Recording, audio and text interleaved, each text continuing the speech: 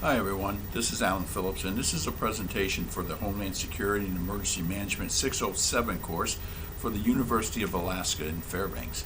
I am sitting down during this presentation just so I can kind of be the talking head here.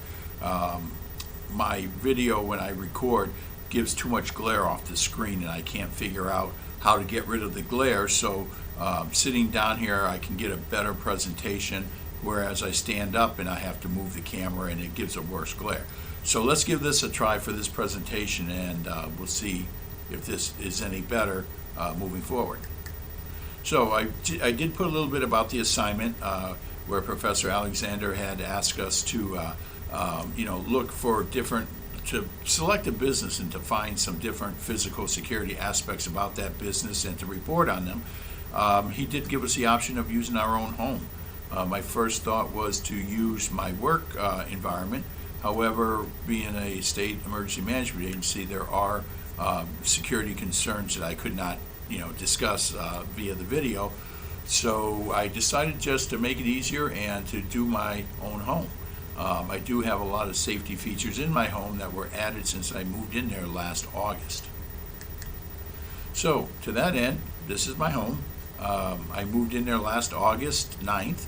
The house is in Leicester, Massachusetts. It's a medium-sized community with a population of 11,298. The house was built in 1928. It's a wood frame house. The inside is all wood. Every room inside was redone over the last 5-6 years, and literally every room inside is made of wood, which makes it more susceptible to fires, and being an older house makes it susceptible to fires. And of course, it's near a large city, which is Worcester, Massachusetts, which has a population of over 100,000 people. I'm sorry, it's 215,000 people. And again, the property is located near the water.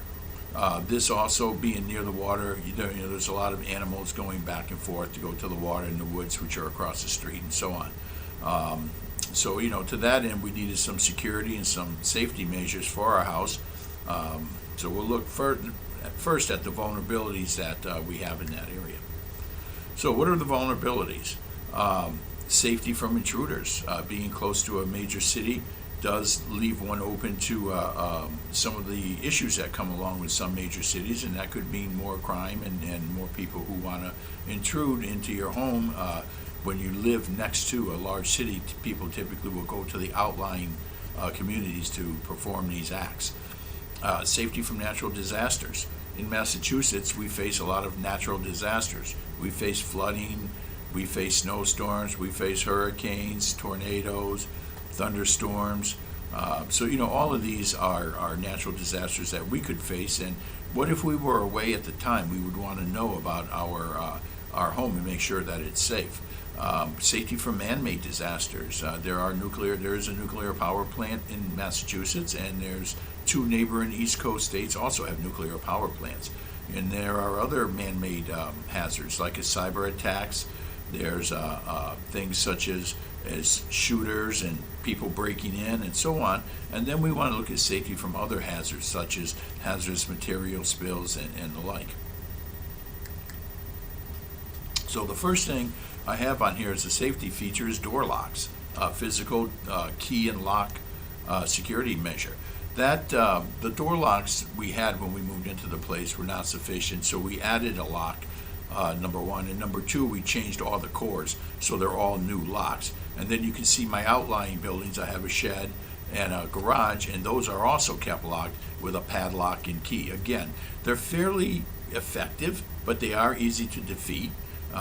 And they're easy to replace if we have to, and they're a low cost, and they're fairly easy to install. So there's a lot of good features for having just locks on your doors, as well as some other mechanisms.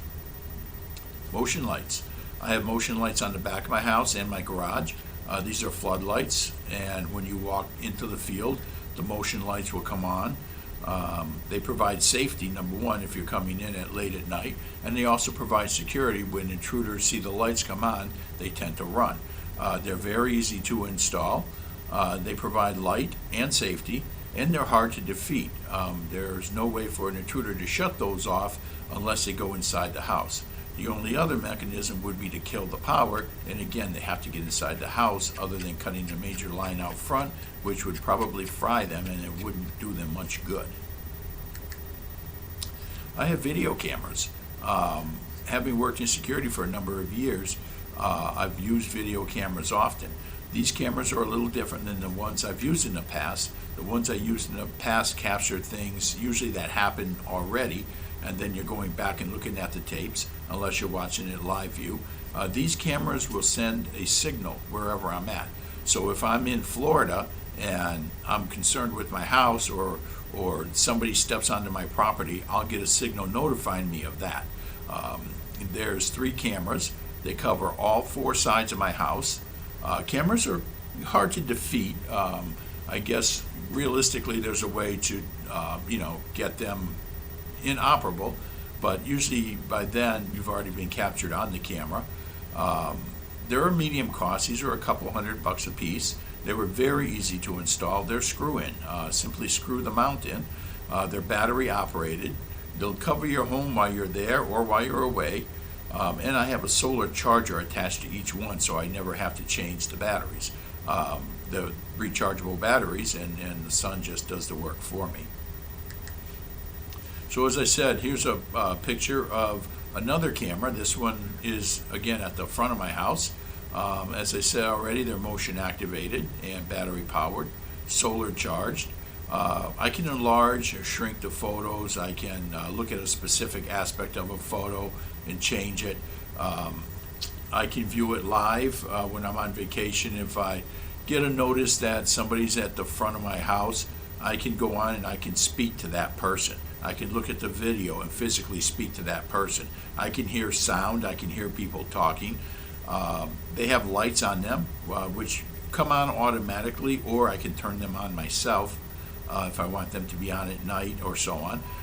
And there's a neighborhood feature to these, where if somebody's reporting people breaking into their house at night, you can go in there and see the activity within a radius from your home, whatever you choose as the radius. So this is a video, one of my cameras. When I came out to my porch to take a picture of the cameras for this recording, you can see here that I'm coming out, taking a picture, and then going back into my house. This is kind of gives you an idea of what the cameras do. All the cameras work the same way. The video clips can be saved. They're filtered through the Ring company, and you can keep them, you can save them, you can send a link to people, and so on. So that's one aspect. Now this picture here, you'll see there's an animal outside. That's a fox. Again, this one's the front of my house again. This video I like because if we're taking our dog out for a walk, or we let our dog out, or you're going outside for whatever reason, you want to know if there's any wildlife out there, you can see this here in advance. Again, we get sent a signal when there are animals or anything that crosses into the paths. We have a lot of wildlife. Like I said, we have deer, bear, bobcats, fox, coyotes, you name it. We have a lot of wildlife that go through our yard to get to the water down and back.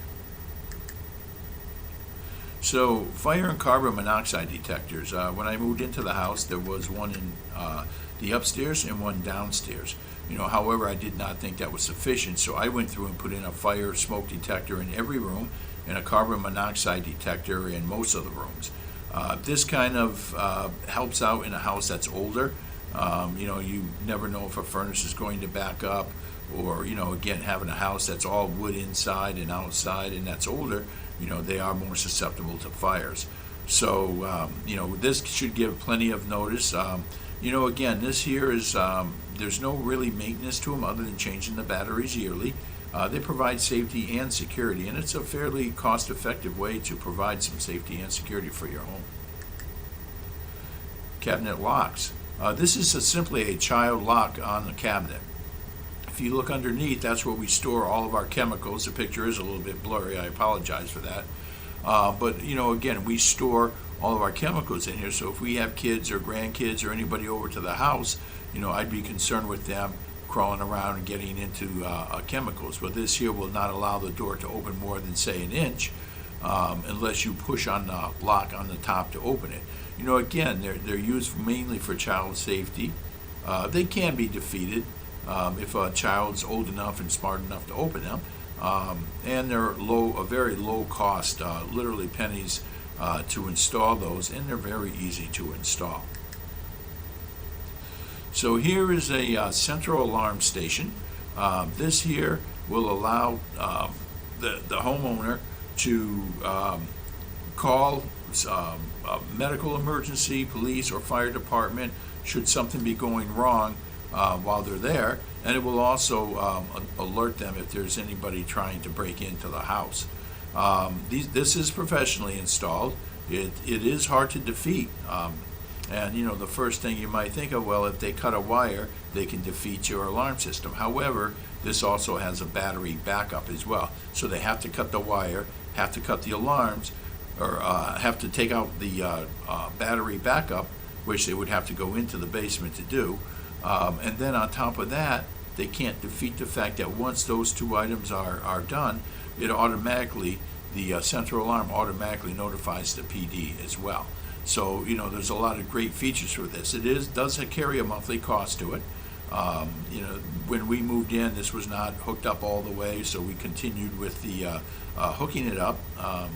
And like I said, there is a $35 charge a month for monitoring of our system. However, again, it gives us a lot of security within our residence. Handles both safety and security. So that's the end of my presentation. As you can see, there are a lot of safety and security features that we added to our home, and there were a lot of features when we moved in, and some of those we had to update. My contact information is on here should anybody have any questions. You know, again, I apologize for sitting down. I'm just trying to find a way to make the video screen and the pictures all work together. All right, so I look forward to looking at everyone else's presentations, and I hope everything comes out good. Thank you.